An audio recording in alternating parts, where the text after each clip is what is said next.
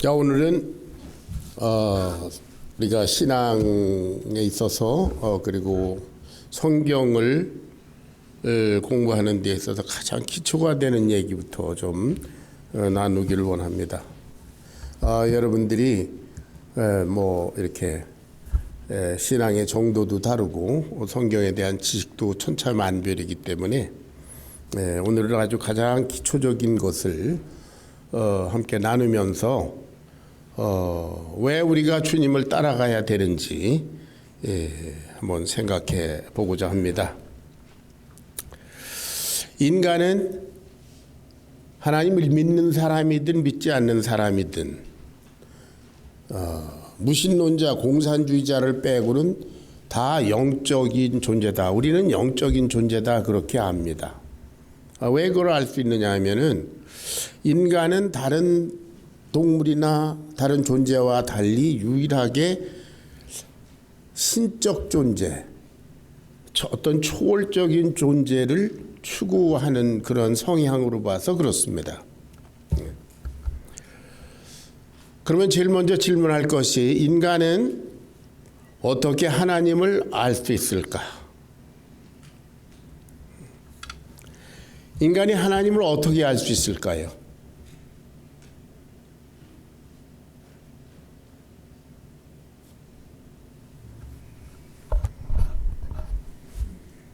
누구 대답할 분 안 계세요? 인간이 하나님을 어떻게 알 수 있습니까?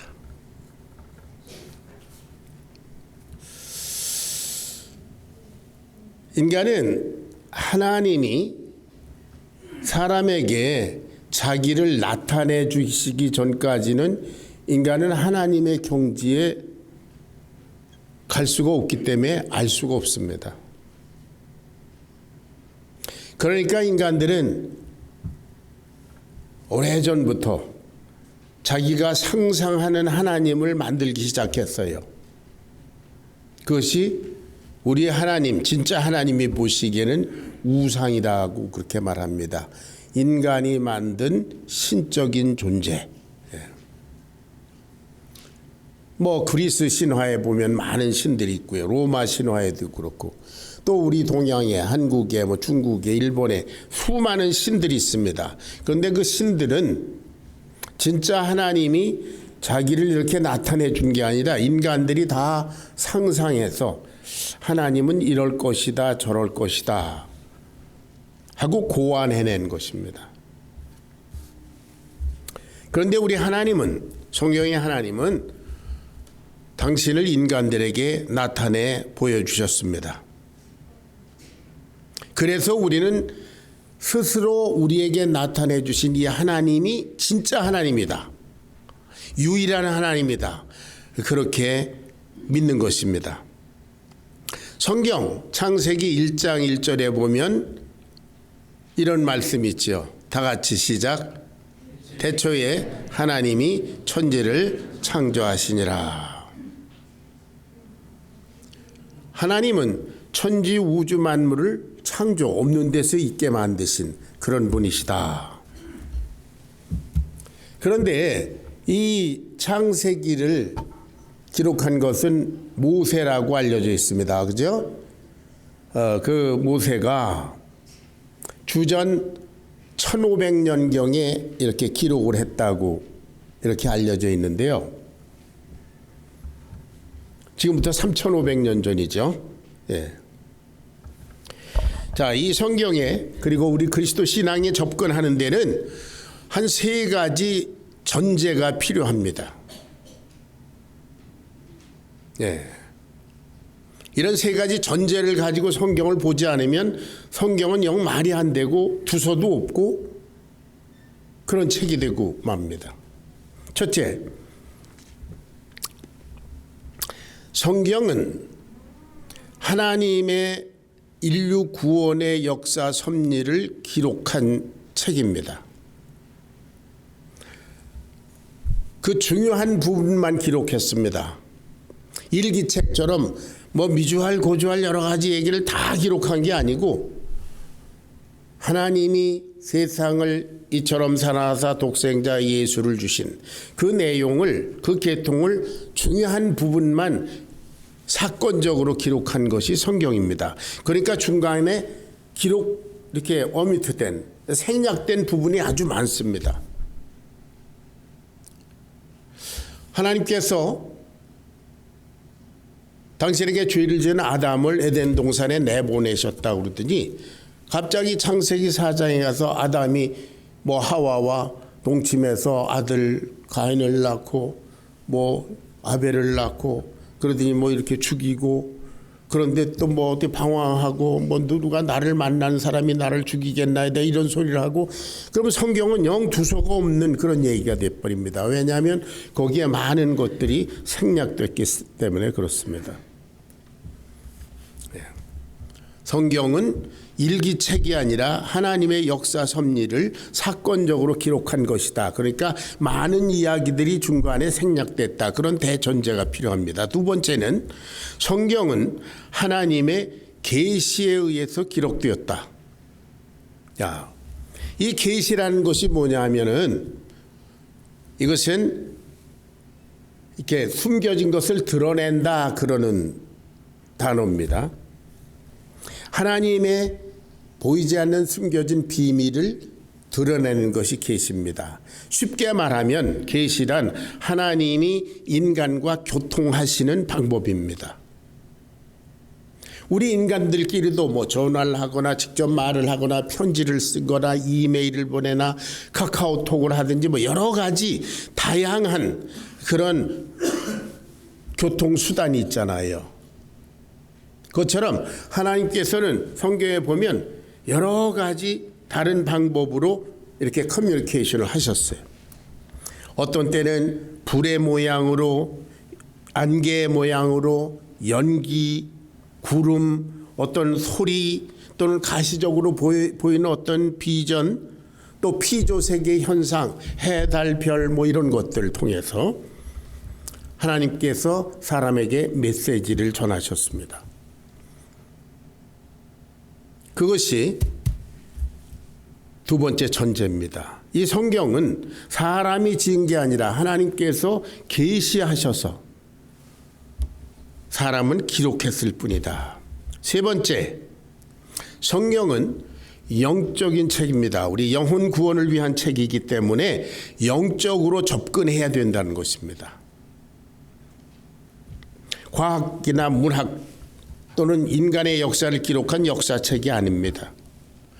여러분, 예를 들자면 학교에서 생물 시간에 멘델의 법칙, 암컷과 수컷 이런 거를 공부한 중학생이 어머님의 사랑을, 어머님에 대해서 알고자 생물학적으로 접근했다?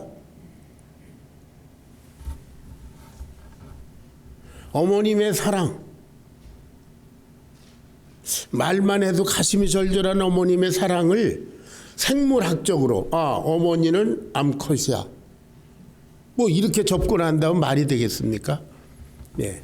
과학적으로 볼 때 성경이 어떻다 이렇게 하면 안 돼요. 또 성경을 과학적으로 보니까 성경이 맞다 그렇게 하는데도 저는 반대입니다. 왜냐하면 성경은 과학책이 아니기 때문이에요. 그래서 성경은 영적으로 접근해야 된다. 그 세 가지예요. 첫째는 많은 이야기들이 생략된 사건적인 기록이다. 두 번째는 하나님의 특별한 그런 계시, 하나님이 스스로를 나타내 보여주시는 그런 커뮤니케이션의 방법으로 기록된 것이다. 그리고 성경은 영적인 책임으로 영적으로 접근해야 된다. 그런 대전제가 필요합니다. 성경이 기록되기 전에는 사람들이 하나님을 어떻게 알았을까요? 하나님이 어떻게 보여주셨습니까?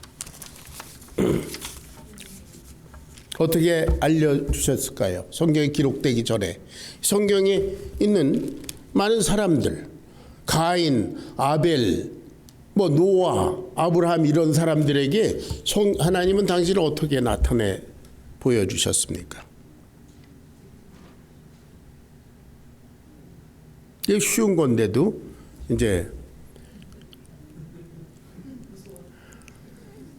하나님의 인류 역사상 사람으로서 하나님에 대해서 가장 잘 아는 사람이 누굴까요? 하나님에 대해서 가장 아담이잖아요. 아담은 에덴 동산에서 하나님과 가장 가까이에서 이렇게 교제를 나눴던 사람이에요. 그러니까 이 사람은 하나님에서 아주 잘 압니다.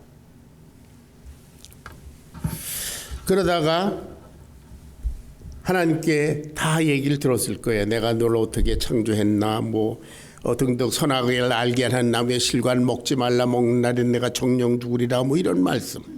이 에덴 동산을 다스리며 지켜라, 이런 말씀. 창조에 대한 얘기 다 들었을 거예요. 하나님에서 잘 압니다.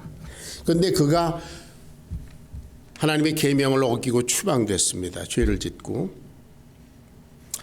그런데 그 사람이 가인과 아벨 아들들에게 하나님에 대해서 얘기해 줬겠어요? 안 해줬겠어요? 네. 하나님에 대해서 얘기해 줬으니까 가인과 아벨이 자기들이 생각해내서 하나님께 제사를 드리고 이런 게 아닐 거란 말이에요. 그건 쉽게 알 수 있습니다. 나중에 성경이 기록된 내용을 통해서 아벨과 가인을 보니까 하나님은 이런 피해 제사를 좋아하시고 첫 것을 좋아하시고 이런 게 나타날 뿐이죠. 아마 그런 하나님에 대해서 하나님의 심정에 대해서는 아담이 가인과 아벨에게 누누이 얘기해 줬을 겁니다. 그리고 그 전통을 따라서 나중에 기록된 성경에 보면 이스라엘 백성, 하나님의 백성들에게 모세를 통해서 하나님이 뭐라고 그러세요? 너 이 율법, 하나님의 말씀을 내 자손 대대로 부지런히 가르쳐라, 전달해 줘라 그랬잖아요.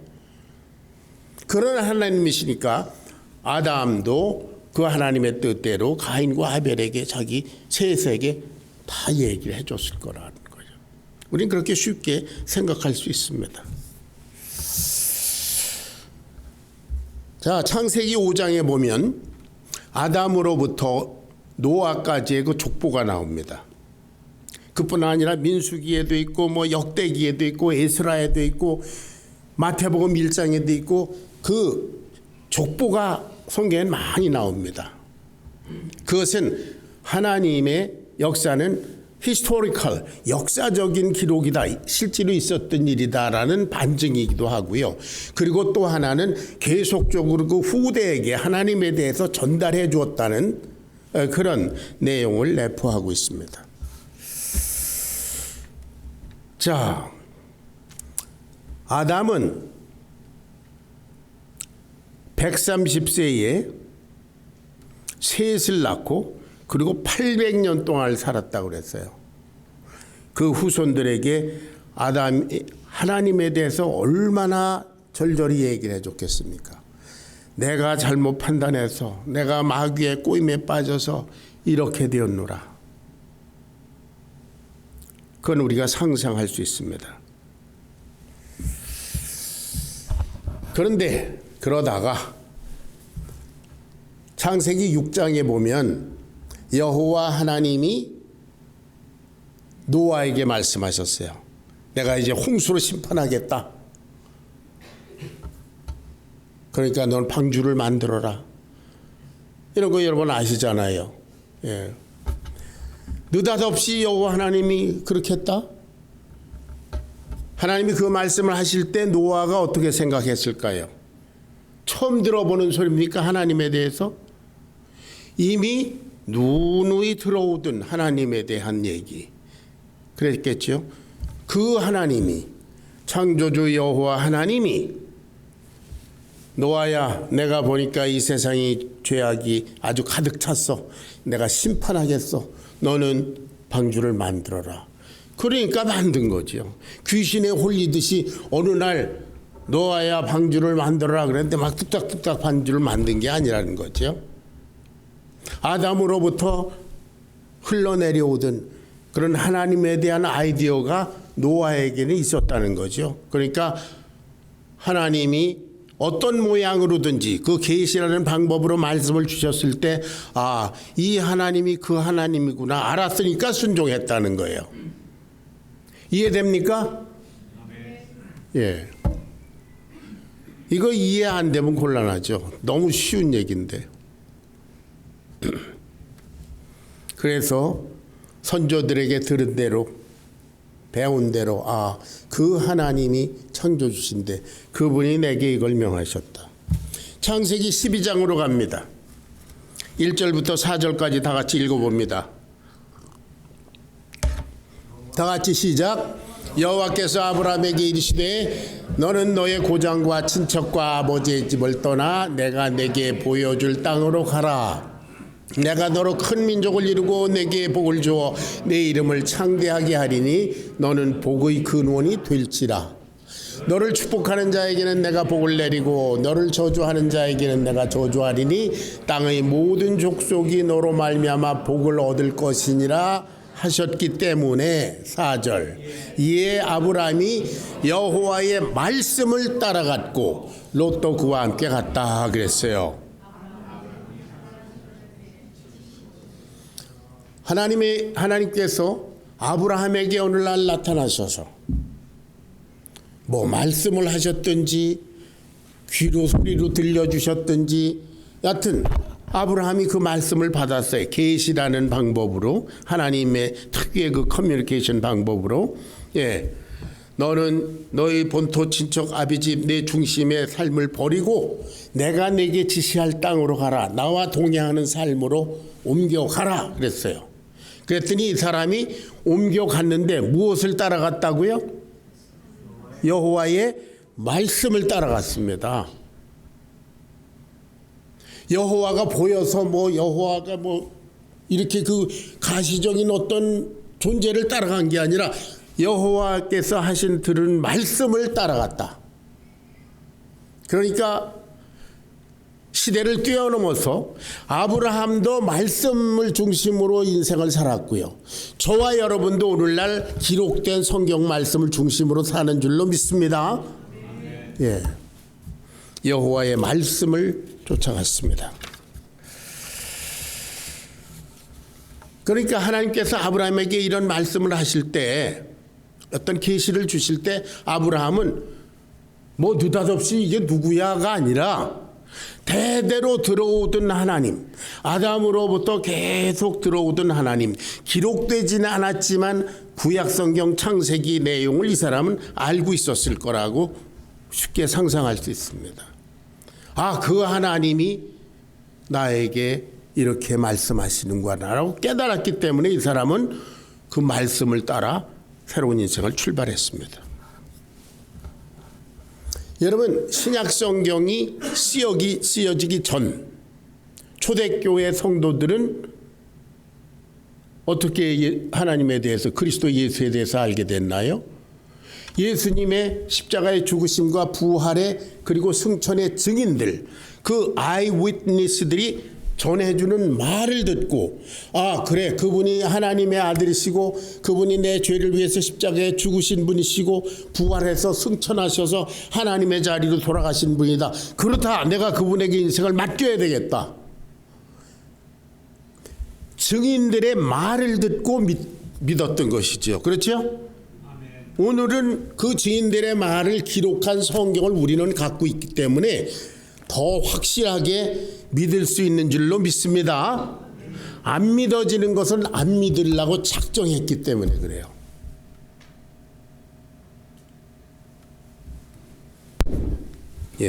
안 믿으려고 하는 그 여러분 자신의 작정이 여러분의 인생을 영원히 잘못된 방향으로 끌고 갈 수 있다는 사실을 경고해 드립니다. 자, 아브라함은 본토 친척 아비집 자기 중심의 삶에서 하나님의 말씀 중심으로 사는 그 인생의 축이 그쪽으로 바뀌었다고 누누이 말씀드렸습니다. 여러분, 이 세상에는 수많은 교훈과 진리라는 것들이 있습니다. 공자님의 말씀부터 부처님의 얘기, 그리고 현인들의 얘기, 노자, 맹자 하는 그런 동양의 그런 사람이 있고, 서양에는 수많은 철학자들이 있습니다. 그리고 또 신학들도 많습니다. 과학, 생물학, 많은 것들이 있습니다. 무엇을 바라보느냐, 어떤 신문 기사를 보느냐, 어떤 매스미디어를 우리가 듣느냐에 따라서 우리들의 생각의 방향과 동시에 인생의 방향도 삶의 질도 바뀝니다.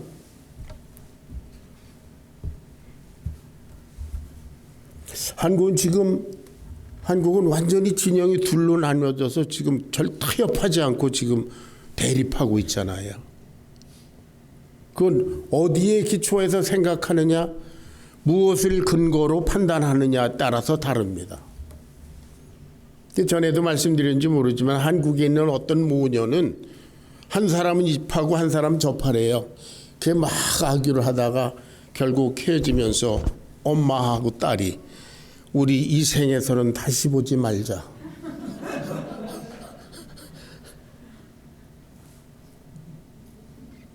자, 학교에서 어줍지 않게 다윈의 진화론 얘기를 몇 마디 들은 애는 그때로부터 어떻게 해요?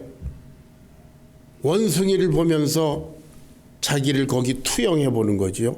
그러니까 자기하고 너무 비슷한 거예요. 꼬리만 빼고. 그러니까 선생님이 그 꼬리는 이렇게 잘라져서 없어져 가지고 퇴화돼서 꼬리뼈만 남았어. 그 말 된다. 계속 원숭이를 보는 거지요. 그러면 원숭이가 되는 거지요.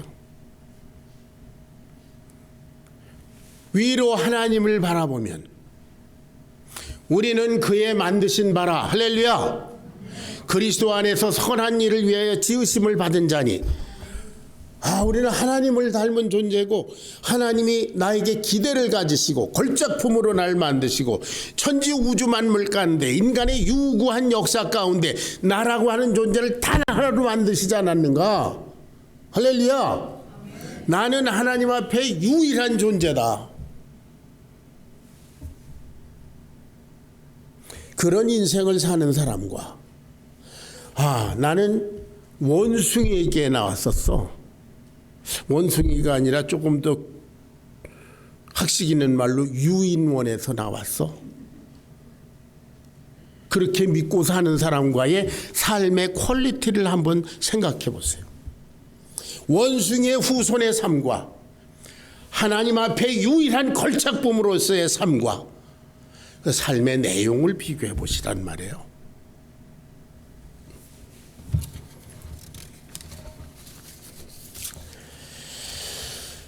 자, 이 세상의 모든 학문, 진리라고 하는 것들, 그런 것들 다 변했습니다. 앞으로도 계속 변할 것입니다. 그러나 여러분, 3,500년 전에 지은 구약성경, 3,500년 전에 기록된 구약성경, 이스라엘의 역사를 통해서 계속 필사하고 변하지 않은 줄로 믿습니다. 신약성경 2,000년 전에 쓰여졌는데 오늘까지 변하지 않았습니다. 성경만이 변함없는 유일한 진리인 줄로 믿으시기 바랍니다. 바울 사도가 그래서 고백했습니다. 빌립보서 3장 7절부터 9절까지를 봅니다. 빌립보서. 사도 바울은 학문이 많은 사람이었지 않습니까? 구약의 율법 외에도 이 사람은 많은 학문을 공부한 사람입니다. 그런데 그 사람이 나중에 고백한 것이 이것입니다. 시작. 그러나 무엇이든지 내게 유익하던 것을 내가 그리스도를 위하여 다 해로 여길 뿐더러 또한 모든 것을 해로 여김은 내 주 그리스도 예수를 아는 지식이 가장 고산하기 때문이라. 내가 그를 위하여 모든 것을 잃어버리고 배설물로 여김은 그리스도를 얻고 그 안에서 발견되려 함이니 내가 가진 의는 율법에서 난 것이 아니요 오직 그리스도를 믿음으로 말미암아 난 것이니 곧 믿음으로 하나님께로부터 난 거다. 전에도 말씀드렸지만 이 세상 모든 학문이며 이런 것 자체가 배설물이라는 건 아니에요. 그건 필요합니다. 의학, 문학, 과학 이런 거 다 필요한 거예요. 그런데 그리스도 예수를 아는 성경 지식, 거기에 비교하니까 배설물과 같다 그런 뜻이에요. 이해되시죠? 그러니까 공부 열심히 해야 돼요. 지식도 열심히 쌓아야 됩니다. 그런 것들은 잠시 이 세상에 우리가 사는 동안에 필요한 방법론들입니다. 그러나 그리스도 예수를 아는 지식 그리고 믿음을 가질 수 있는 그 지식은 이것과 비교할 수 없는 가장 고상한 거다. 그래 비교해 보니까 그런 것들은 다 쓰레기들이다. rubbish. 우리가 하나님의 말씀에 성경 말씀에 집중해야 되는 이유가 여기 있는 줄 믿습니다. 그래서 우리가 신앙생활 하다가 다른 곳으로 눈이 돌려 이런 것도 있어? 뭐 그런 책도 보고 뭐 저런 책도 보고 이러다가 아니지 바로 성경 말씀으로 돌아와야 합니다. 자기중심적인 생각을 한참 하다가 주여 아니지요. 성경 말씀으로 돌아와야 합니다. 그것을 우리는 회개라고 합니다. 아멘. 내가 지금 내 멋대로 살고자 해서 아니지. 회개, 돌아오는 것입니다. 여러분 한번 생각해 보세요. 저와 여러분 자신을 과연 신뢰할 수 있는지, 내가 나를 믿을 수 있을까요? 내가 하는 짓을 가만히 보면 이런 존재한테 내 영혼을 맡길 수가 있을까요? 저는 일찍이 그것을 깨닫고 이거는 안 되겠으니까 내 영혼을 주님 대신 맡아주십시오. 그래서 예수님을 주로 영접했습니다. 내가 나의 영혼을, 내가 나의 인생을 책임질 수 없고 오히려 망가뜨릴 것 같아서, 실제로 망가뜨린 경험이 있기 때문에 아니다, 예수님께 맡겨야 되겠다. 여러분의 인생을 여러분이 책임지려고 하는 것, 그거 자체가 죄송하지만 주제넘은 짓입니다. 우리가 우리를 믿을 수가 없습니다. 자, 한 가지만 더 말씀드리겠습니다. 시간이 많이 지났으니까. 성경에 보면은 마태복음, 마가복음에 보면 예수님께서 베드로, 안드레, 요한, 야고보 형제를 이렇게 부르시는 장면이 나옵니다. 그들이 고기를 잡고 있었습니다. 근데 예수님께서 지나가시다가 나를 따르라 그랬더니 막 쫓아왔다 그렇게 돼 있죠. 또 한참 가다 보니까 요한과 그 형제 야고보가 또 그물을 깁고 있습니다. 그들의 아버지도 거기 있고 그런데요. 그러니까 예수님께서 또 나를 따르라 그랬더니 그물과 배와 아비를 거기다 놔두고 예수님을 따라갔다. 이렇게 됐어요. 이게 무슨 폐류나 불효자가 하는 짓인가? 아니 무슨 귀신에 홀린 듯이 이 사람들이 이렇게 예수라고 하는 약간 좀 세상적으로 볼 때 맛이 간 것 같은 그런 청년을 막 따라가나? 그렇게 생각하기 쉽죠? 그런 생각 했어요? 안 했어요? 안 했습니다. 예, 안 했어요? 그럼 어떻게 생각을 했어요? 소집사님 어떻게 생각했어요? 예? 오라니까 갔다. 자, 지금 이 성경 말씀에서 서춘열 집사님을 오라 그러십니다. 따라가세요.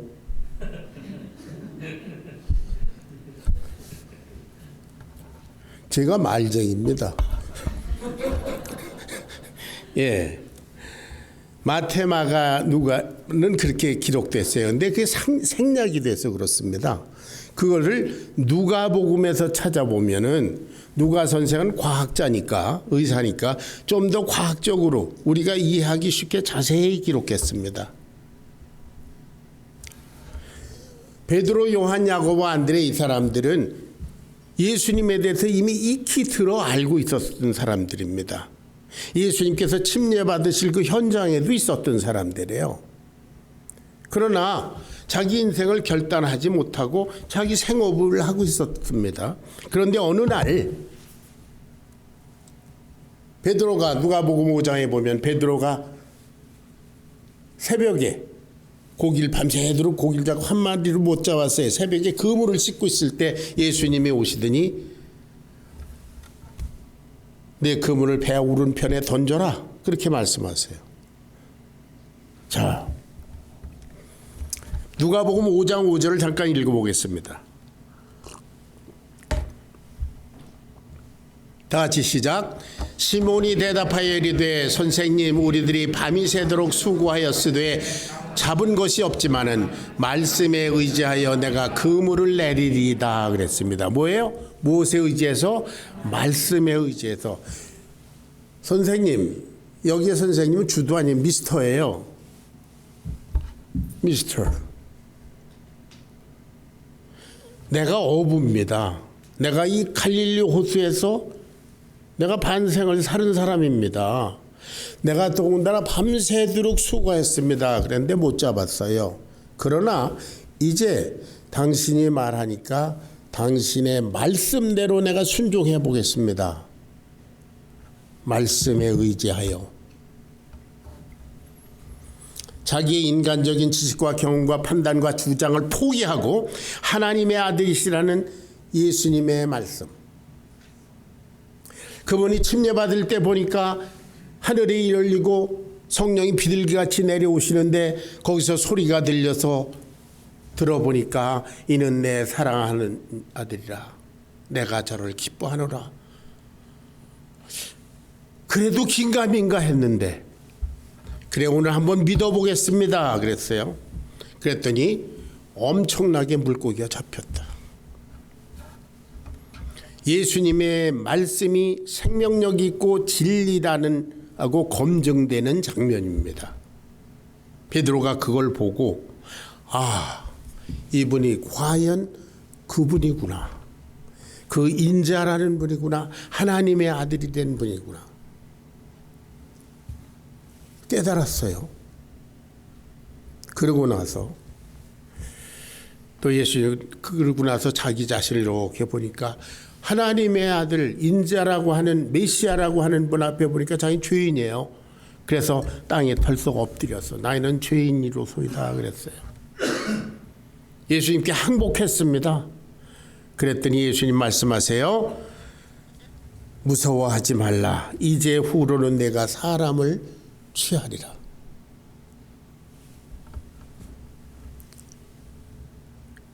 그들이 배를 육지에 대고 모든 것을 버려두고 예수를 쫓으니라. 할렐루야. 얘기가 그런 것입니다. 그런데 생략되어 있으니까 여러분들이 잘 이해가 안 됐던 게 사실입니다. 그래서 성경을 공부해야 하는 줄로 믿습니다. 예, 우리가 그리스도인으로서 자기 생각, 뭐 어떤 다른 책, 누가 주장하는 어떤 신학, 뭐 어쩌고저쩌고 이런 것들 마음을 뺏겼다가도 아니다 성경으로 돌아오고, 자기 중심 생각을 하다가 성경으로 돌아오고, 하나님의 말씀을 중심으로 해서 저와 여러분의 인생을 아주 튼튼한 반석 위에 새롭게 건설하는 그런 놀라운 축복의 역사가 저와 여러분에게 충만하도록 축원합니다.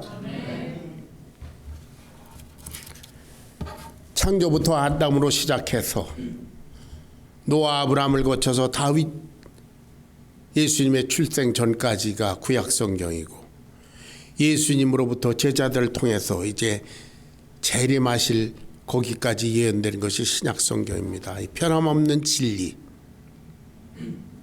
저와 여러분은 지금 이 결론의 시대에 살고 있습니다. 주님 곧 오신다고 하시고 떠나신 지 2000년 됐습니다.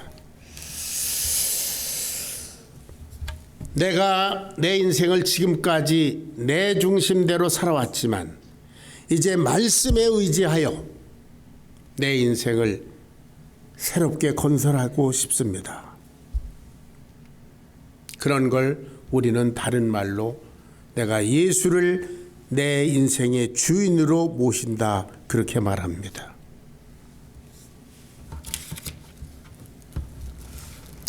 자, 시간이 없어서 다 얘기를 못하겠는데 오늘 본문 말씀 중에 9장 23절을 같이 읽어봅니다. 9장 23절 다 같이 시작. 또 무리에게 이르시되 아무든지 나를 따라오려거든 자기를 부인하고 날마다 제 십자가를 지고 나를 따를 것이니라. 너 나 믿고 싶지? 믿으려면, 나를 믿으려면 두 가지 전제가 필요하다. 첫째는 self denial, 자기가 지금까지 가지고 있던 지식과 경험과 생각, 이런 것들을 가지고 예수님을 판단하면 안 된다는 거죠. 그건 다 인간의 요만한 수박통만한 머리에서 나온 그런 세상적인 지식이에요. 과학적으로 볼 때 그거 웃기는 거잖아요.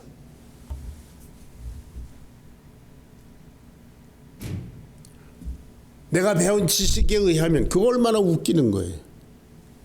인간의 과학적인 능력이라는 게 뭡니까? 어디까지 갔어요? 지난 수세기를 걸쳐서 한 게 겨우 어디 목성까지 비행기를 날려가지고 거기 망원경으로 보고 그 정도예요. 태양계 밖을 아직도 벗어나지 못한 게 인간의 과학의 능력이에요. 그거를 가지고 이 모든 은하계를 말씀으로 창조하신 하나님을 평가해 보겠다고요? 이게 이해되지 않아서 나는 하나님 못 믿겠다 그런 사람은 제가 어떻게 할 수가 없어요. 과학적인 지식, 자기의 한량한 경험, 그런 거 다 포기하고 자기를 부인하고 그게 우선적입니다. 두 번째는 자기 십자가를 지고 해요. 그건 자기에게 부여된 사명입니다. 예수님을 따라가기에 자기의 포기해야 될 삶이 있습니다. 예수님은 저와 여러분을 위해서 십자가에 당시에 목숨을 내주신 분입니다. 할렐루야. 그렇게 죄사함 받고 그리고 그 하나님의 자녀되는 그 놀라운 특권에 참여하기 위해서 내가 해야 될 헌신이 있습니다.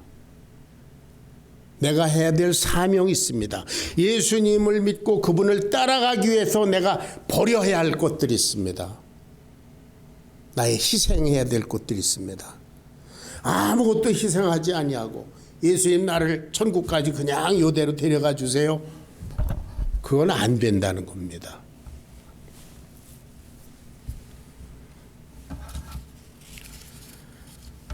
자, 다 같이 나 9장 23절 다시 한번 읽고 오늘 말씀을 마칩니다. 다 같이 시작. 또 무리에게 이르시되 아무든지 나를 따라오려거든 자기를 부인하고 날마다 제 십자가를 지고 나를 따를 것이니라. 누구든지 제 목숨을 구원코자 하면 잃을 것이요 누구든지 나를 위하여 제 목숨을 잃으면 구원하리라. 쉬운 말로 하면 누구든지 자기 궁리대로 살라 그러면 지옥 갈 거고, 그리고 제 목숨을 나를 위해서 투자하면 내가 구원하겠다, 천국 가겠다, 그런 뜻입니다. 자, 사람이 만일 온 천하를 얻고도 자기를 잃든지 뺏기든지 하면 무엇이 유익하리요? 여러분이 이 세상에서 원하는 걸 다 이뤘는데 지옥 간다. 그럼 뭐예요 그게? 1억 불짜리 로또에 당첨됐는데 당첨 확인하고 죽었다. 그것이 여러분의 인생이 뭐예요? 예수님께서 지금 여러분들에게 나를 따라와라. 저 길은 죽는 길이야. 영원히 지옥 가는 길이야. 막아서서 가지 마라. 그런데 굳이 밑으로 피해서 가는 사람을 누가 말립니까? 누구든지 제 목숨을 구원코자 하면 잃을 것이요 나를 위해서 살면 내가 구원하리라. 주님께서 저와 여러분을 이미 구원하신 줄로 믿습니다. 믿고 순종하시기를 주의 이름으로 축원합니다. 기도하겠습니다. 아버지 하나님, 저희를 사랑하시되 당신의 고귀한 몸을 내어주시고 십자가의 제물이 되셔서 우리의 죄를 사하시고 부활하심으로 말미암아 그리고 승천하심으로 인해서 우리의 영원한 소망이 되신 우리 주님을 찬양합니다. 날마다 우리 자신을 부인하고 우리의 십자가를 지고 주님을 묵묵히 따라가는 승리의 길에 우리가 서로 발견되도록 도와주시옵소서. 예수님의 거룩하신 이름 받들어 간절히 기도하옵나이다. 아멘.